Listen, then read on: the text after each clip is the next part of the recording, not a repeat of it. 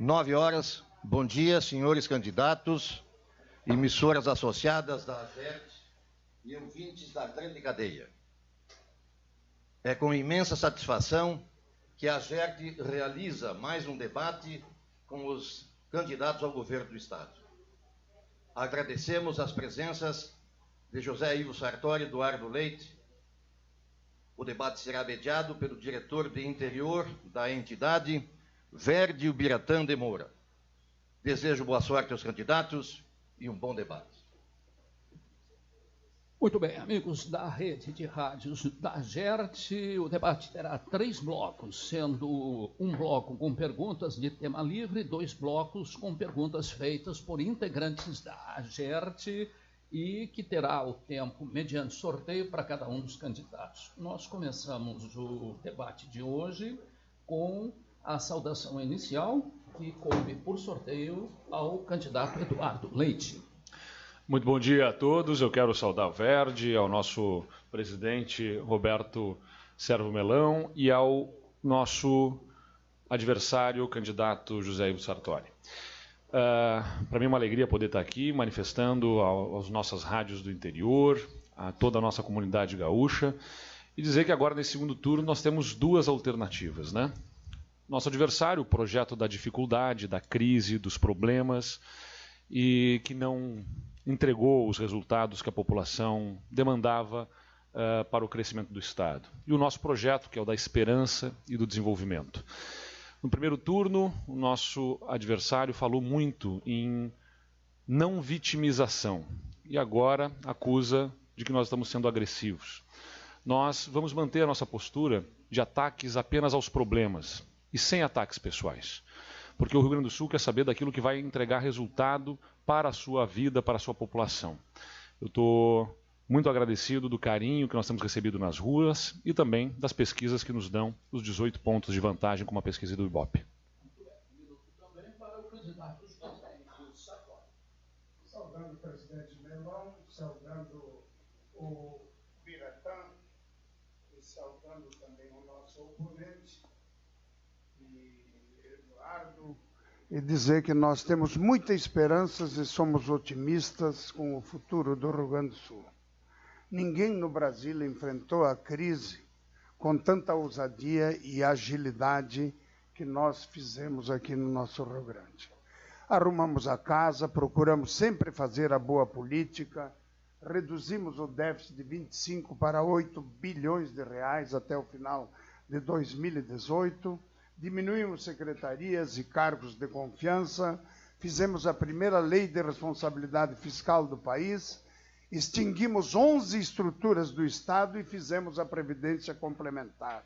E não deixamos de lado a parte social, onde com certeza foram os melhores resultados das metas estabelecidas no processo de gestão. Muito bem. O próximo, as perguntas tema livre, por sorteio. A pergunta 30 segundos, resposta 1 minuto e meio, a réplica 1 minuto e a tréplica 1 minuto. Perguntar para o candidato Eduardo Leite. Bom, eu gostaria de perguntar ao candidato Sartori, só vendo ali o tempo, eu gostaria de perguntar ao candidato Sartori sobre a questão do regime de recuperação fiscal, em que ele aponta que o Estado teria... Vamos aguardar se vai ter os 30 segundos ali, é isso? São 30 segundos.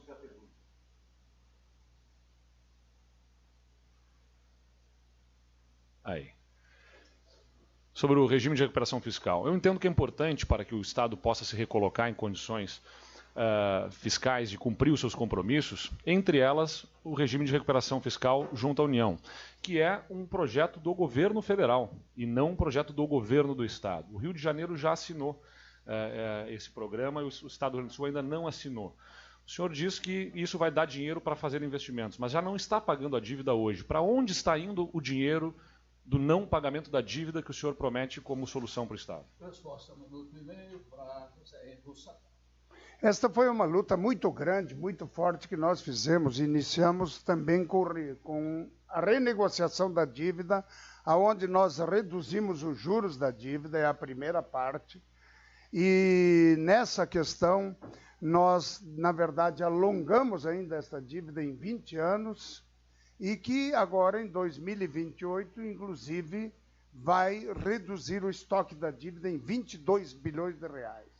E mais a redução dos juros, que se nós fôssemos pagar a dívida, não pagamos hoje, porque ninguém acreditava que nós fôssemos entrar com uma ação no Supremo Tribunal Federal. Nós entramos e ganhamos a ação e mantemos a liminar.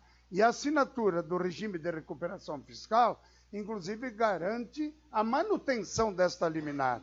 E foi por isso que nós apresentamos, desde 2016, na Assembleia, a privatização ou a federalização da CE, da CRM e da Sulgás.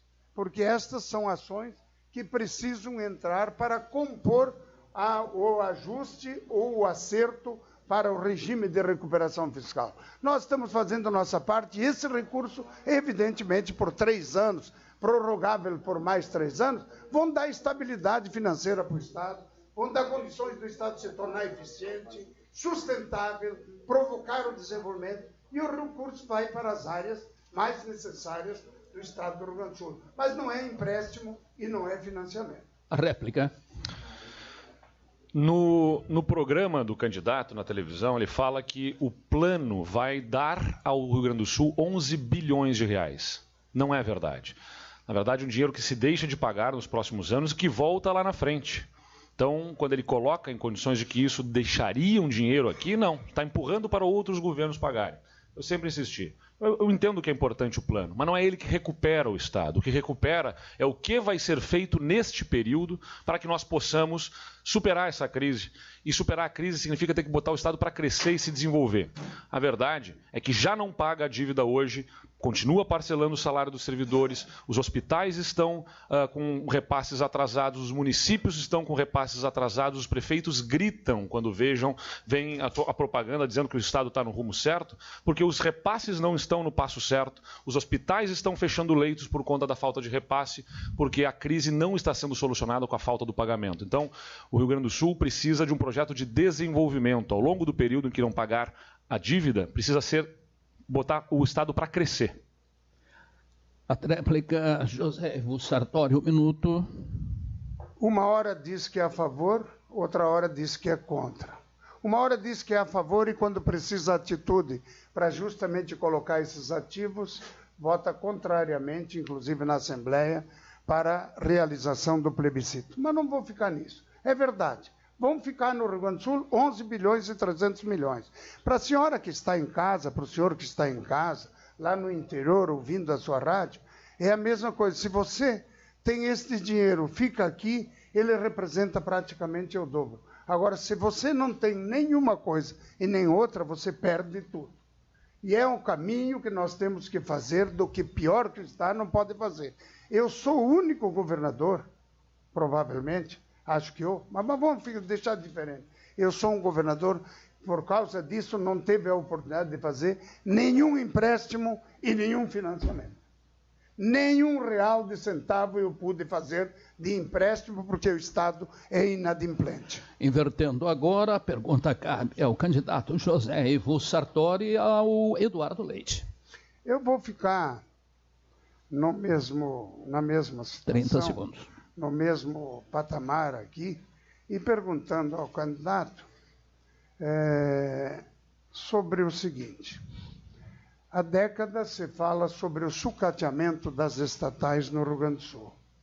Nós tivemos coragem de propor o debate sobre a privatização e a federalização de estatais no Estado. Retirar o plebiscito não foi possível, aí colocamos a questão do plebiscito em 2017 para ser nesta eleição. Por que você não quis ouvir a voz da população?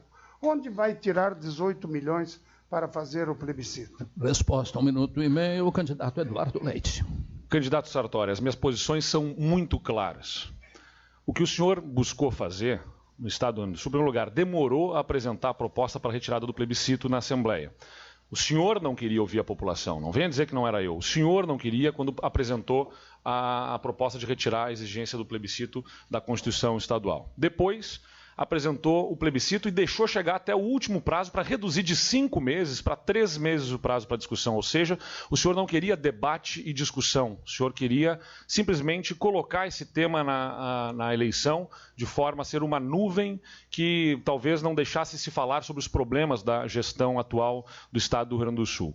Mais do que isso, o senhor já tem privatizado parte do Banrisul, por exemplo, com a venda de ações do Banrisul, e tem usado isso para o custeio da máquina, para pagar o custeio, a folha de pagamento, o dia. E isso é como quem está nos ouvindo vender os móveis da casa para pagar o almoço. Não dá, a gente tem que fazer investimentos que nos ajudem a ter receita para pagar os nossos compromissos permanentes. Despesas permanentes têm que ser suportados por receitas permanentes. Mas ouvi o senhor dizendo que o senhor foi o único governador que não teve financiamento. Eu quero saber uma coisa, então. As estradas, as obras em estradas de recuperação que foram feitas nesse governo foram com que dinheiro, se não de financiamento obtido pelo governo anterior? Uma coisa é verdade, o senhor usou financiamentos obtidos em governos anteriores. O que o senhor não está deixando é financiamento nenhum conquistado para que próximos governos não tenham legado nenhum deixado pelo seu governo para obras de infraestrutura no futuro do Estado. A réplica para o candidato José Sartori. Nós reconquistamos muitos financiamentos e foi por isso que nós arrumamos praticamente, para o senhor que é do interior, sabe e vê, nós recuperamos quase 3.000 quilômetros de rodovias.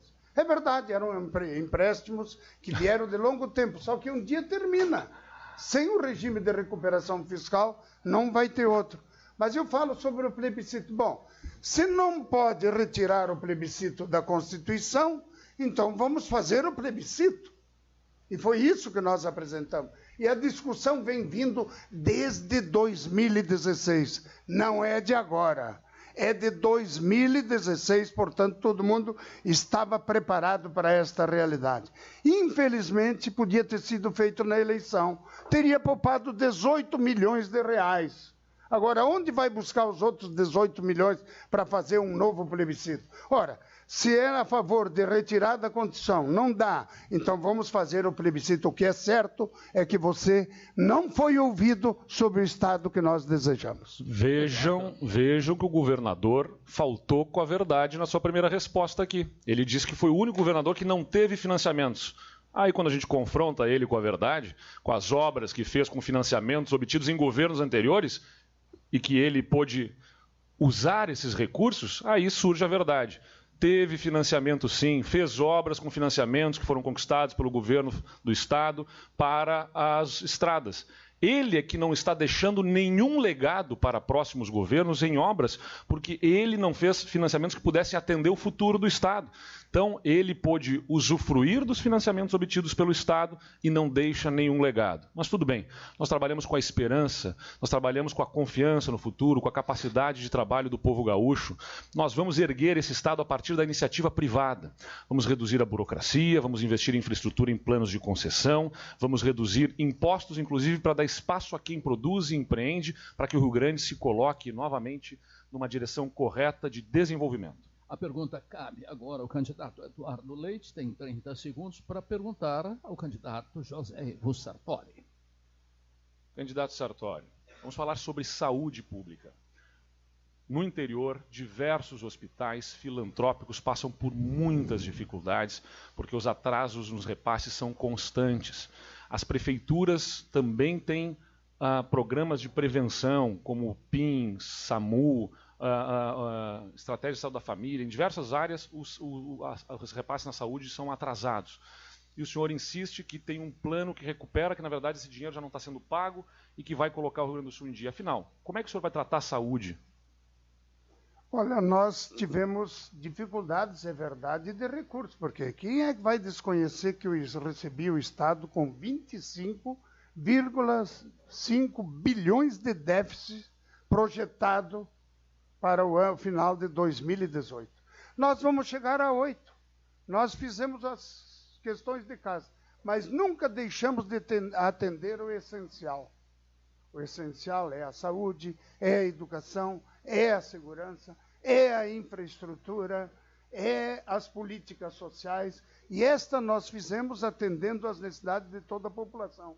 O telesaúde, a gestão, a teleoftálmica, que reduzem muito as consultas especializadas e vai dando as condições. E todo mundo, inclusive, eu recebi 700 milhões de dívida com hospitais e com clínicas no começo do nosso governo. Nunca chorei por isso. Tomei atitude, renegociamos, fizemos e estamos fazendo a nossa parte para atender os filantrópicos, inclusive os municípios que também nos apoiam e nos ajudam para atender essa necessidade. E com todas as dificuldades, foi a única vez que foi reduzida a mortalidade infantil a índices nunca vistos na história do Rio Grande. Eduardo.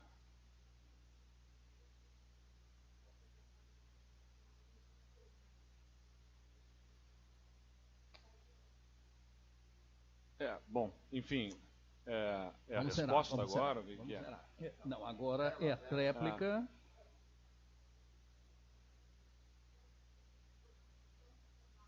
Não, eu não sou briguento, eu prefiro deixar passar, aconteceu uma falha técnica aqui.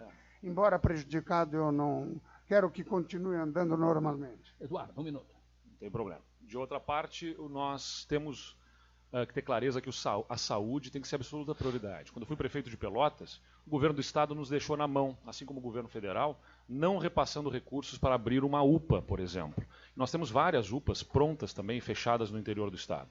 O que nós tomamos de providência lá? Nós cortamos em outras áreas e colocamos o recurso na saúde como prioridade, que é para a população, e abrimos aquela UPA com recursos próprios da prefeitura, mantendo R$700 mil por mês, R$8 milhões no ano. Então, ou seja, a gente sabe bem quais são as prioridades, nós colocamos o recurso naquilo que a população mais nos demanda. Abrimos aquela unidade, ela atende 6 mil pessoas por mês, já atendeu mais de 100 mil pessoas desde que foi aberta.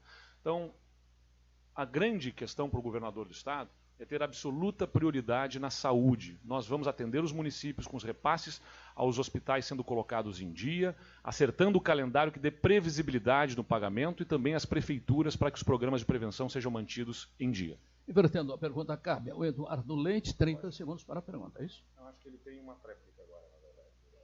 Tem uma tréplica, então vamos lá. Olha, eu quero aproveitar esta oportunidade para dizer para todos os municípios, prefeituras, para todos os hospitais, para todas as clínicas que sempre tiveram uma atitude proativa e fizeram esse trabalho bonito, que mesmo com a maior crise da vida do país e com os recursos não alcançados, inclusive federais, vai se mantendo essa atividade. E olha, conquistar no Rio Grande do Sul o menor índice de mortalidade infantil da história do Rio Grande do Sul não é um feito, é uma façanha. Com poucos recursos, com tudo isso sendo feito, mas eu tenho certeza, acima de tudo, de que a parte, vamos dizer, de gestão e qualidade vai melhorando cada vez mais. Queira Deus que nós possamos assinar o programa, o regime de recuperação fiscal, para que se possa inverter ainda mais recursos. Mas os 12% da saúde estão sempre garantidos. Encerrando esse bloco, a pergunta de José Ivo Sartori tem 30 segundos. Olha, nós falamos sobre o plebiscito, mas eu vi uma manifestação do Eduardo falando sobre o Banrisul, e eu devo dizer que no Banrisul nós colocamos apenas profissionais. Não escolhemos ninguém para colocar no banco. E ele vive insinuando da privatização. E eu devo dizer que nós nunca pensamos nisso, nunca tomamos uma atitude, e esta atitude foi no sentido de viabilizar a posição que o banco hoje tem no cenário nacional e estadual. Eu lhe pergunto, qual é a sua posição sobre o banco? O senhor vai privatizar o banco se for eleito? A nossa posição sobre o Banrisul é clara, nós não vamos privatizar o Banrisul e não vamos privatizar a Corsan também. Na Corsan nós prevemos investimentos em parceria com o setor privado para viabilizar os investimentos necessários em esgotamento sanitário, abastecimento nos municípios. Então nossa posição sobre o Banrisul é clara, não vamos privatizar. O senhor é que já tem privatizado parte do banco com a venda das ações feitas no seu governo e pior, venda de ações que estão sendo usadas depois o recurso para pagar o custeio. Eu insisto, a nossa visão sobre privatização é bem diferente, de fato, governador. Em primeiro lugar, porque nós temos uma diferença sobre para onde ir o dinheiro. Eu entendo que venda de ativo patrimonial do Estado tem que ser para reinvestimento. Nós vamos formar um fundo garantidor que vai ajudar a viabilizar investimentos privados no Estado, em estradas, em infraestrutura, para a gente poder melhorar as condições de desenvolvimento do Rio Grande do Sul e não para simplesmente pagar as contas do mês, porque essa é a fórmula que historicamente tem acontecido no Rio Grande do Sul. Usa-se o recurso para resolver os problemas do seu governo, do seu mandato, dos seus 4 anos, empurrando os problemas lá para frente. E o senhor também está agindo assim na medida em que coloca que não pagar a dívida, não pagar a conta, resolve o problema do Estado, e não resolve. O que vai resolver é projeto de desenvolvimento. Outra visão distinta é a preocupação com os funcionários. Nós não podemos colocar a conta para ser paga pelos funcionários. Nós temos que olhar para eles, nessas empresas que vão ser privatizadas, e dar o correto encaminhamento no que a legislação permite para dar segurança às suas famílias, a si mesmos, a si próprios, porque eles não são os culpados pelos problemas que as empresas estatais têm. A réplica. Olha, eu vejo que tem muita dificuldade. Uma hora é uma coisa, outra hora é outra coisa. Essas mudanças é que me deixam estarrecido até. Porque nós estamos discutindo isso há muito tempo.